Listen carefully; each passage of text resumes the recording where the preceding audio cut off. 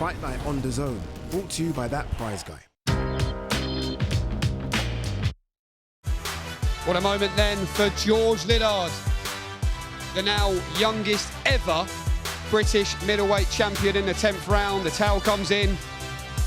Not sure if it was a hand injury or a shoulder injury for Kieron Conway, but George Liddard well in control at that stage of the fight.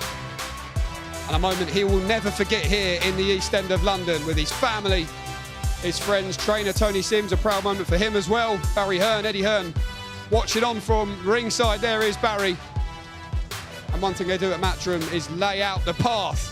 You heard Eddie Hearn saying there, the world is the oyster now of young George Liddard, who will no doubt, I mean, when you look, gents, Tony Bellew and Darren Barker join me on stage, how fast he's moving at this stage. He'll have his eyes on the European title already. But firstly, Tony, what did you make of that from ringside tonight? He was outstanding. He was really, really good. I think I had him sharing one round and losing one round out of all of the other 10. So he was eight rounds. I just thought he was fantastic. I thought he was really good, sharp. The feints were brilliant. He was offsetting Conway constantly all the time. Conway was never allowed to set. I've got to give props to Kieron Conway as well because he was super brave. He fired back some really hard shots. Liddard's ticked a lot of boxes tonight. His chin has been well and truly hit on the button and he took it without even any effect. I thought his fitness levels were very good going into the second half of the fight. I thought he switched off and I think it was round 6 or 7. Got caught with a couple of heavy shots. Barring that, I thought he was spot on, punch perfect. Anything that surprised you tonight, Darren? He had a lot to say in the build-up, George Liddard, and I guess put more pressure on his own shoulders, but he certainly backed it up tonight. I wouldn't say I was surprised, but I was intrigued to see if he could back up what he'd been saying in the build-up, and he'd done exactly that. That was a well-rounded performance. Me and Tony will tell you what it means to win that Lonsdale belt, and what a way to do it. It was punch perfect. It was a shame in the way it finished with the injury, but he was well on his way, wasn't he, to a terrific win. Regardless of that injury, it was fantastic, and yeah, as you said there, the world's his oyster, the European title, etc. But to be the ruler of your nation, the king in Great Britain, is such a buzz, and the confidence he'll get from that will be huge. And I guess also when you look at things now and where George is going to move forward, that'll be up to Eddie Hearn and the team, but they say in this game you can't go backwards, so the challenges are only going to get tougher for him now, but he seems that he loves that and he believes he's made for this. Of course, listen, you'd expect that. Listen, he's already talking about he wants to fight for the European title. He suits them 2 belts. He talks the talk and he walks the walk. Yes. And that's what he done here tonight against Kieron Conway. Kieron Conway's a travelled, well-rounded fighter. He's not a mug. This was a genuine 50-50 fight. I edged towards Liddard, yes. I thought he was the more skilled. You'd asked me, Jamie, just before the fight was about to start, which way. I said, he's the more skilled. But when you get past 6 rounds, you then see if that skill can be overridden by the will. And it wasn't tonight. It was just too much for Kieron Conway. I'm gutted the way it ended for him, and no one's to end like that, because I think George Liddard would have won on points. But it doesn't matter. This is what fighters are. This is what fighters do. And it's just unfortunate to end that way for Kieron Conway. I really did feel for him because he's such a brave fighter, good fighter.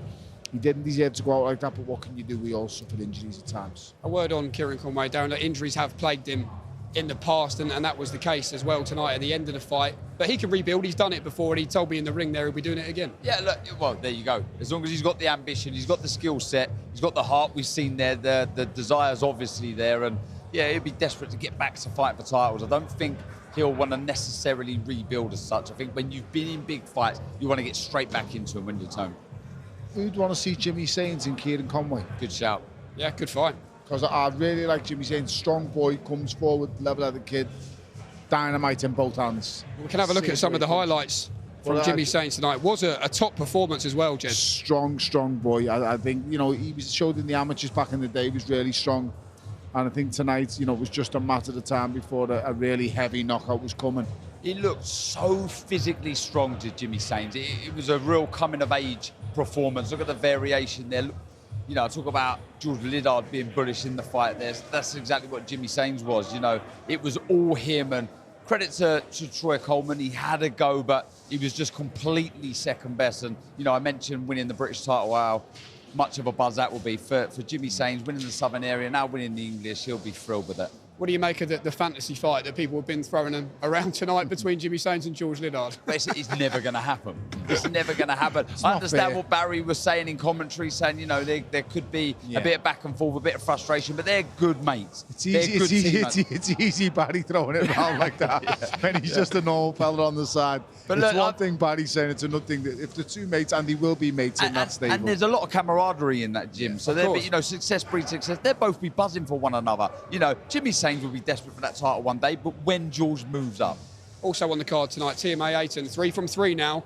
Is it too early to start getting a little bit excited? Nah. To be honest, let's get carried away. Yes, I've said that after the first fight, you know what I mean?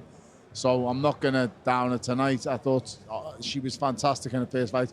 I thought she was okay tonight. She let the girl smother her work a little bit, get too close at times, but I haven't seen many. Besides, there's very few I've seen.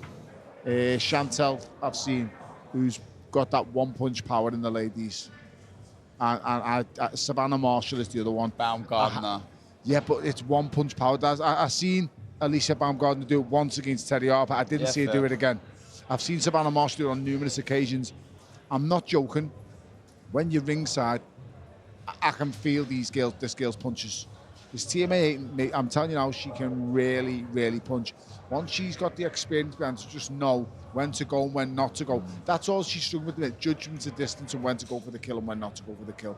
Once she figures that out, she's an animal. Well, Gabriela Fundora, Darren, has the record at the minute. I think at 22, youngest ever undisputed world champion. Tia wants to become a multi-weight undisputed world champion, I think by the age of 23, is it? Or she said high ambitions. Eddie said that Matchroom can match it. But do you think she has the ability to do that? There's something there for sure. There's star quality. There really is. The fire in her eyes, the pedigree that she has, never been beaten, that confidence.